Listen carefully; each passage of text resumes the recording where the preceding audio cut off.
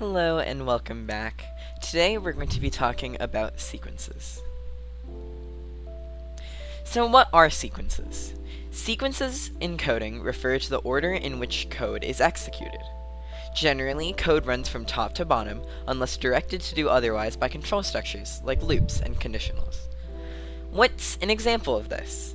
Let's say you're baking a cake. One way you could do it is by preheating the oven, then mixing the ingredients, pouring those ingredients into a pan, and then baking it in the oven. Option B has the exact same steps of baking it in the oven, pouring the ingredients into a pan, preheating the oven, and then mixing the ingredients. But option B doesn't make sense because you're doing it in the wrong order. The same steps can either work or not work depending on the order in which you execute them. Now, how might this work when it comes to coding a real program? Here is a simple maze program where you're able to tell this purple cube here what direction to go to try to solve the maze.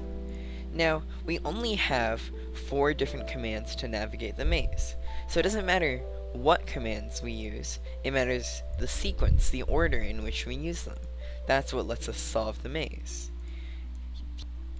Here are 2 different functions, both of which have the same number of each block, but called in a different order. Let's take a look at this first one. As you can see, this first one properly guides the purple cube through the maze in the most optimal path.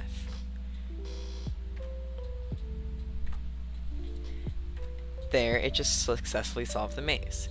But the second one, even though it's all the same blocks, it's in a different sequence. So suddenly, the same number of blocks, because it's in the wrong order, is unable to solve the maze because it goes down inefficient paths. This truly shows the power of sequences because it lets you do a lot of simplification in your coding. Rather than having to code each individual move down, move right, move left, move up block, we were simply able to code 4 blocks which would be able to be used to solve any maze that you want. Now let's demonstrate that principle. Here is a similar maze.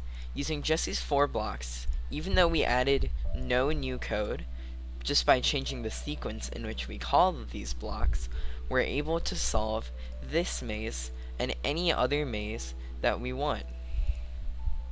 A little harder, but it's still very much possible. See?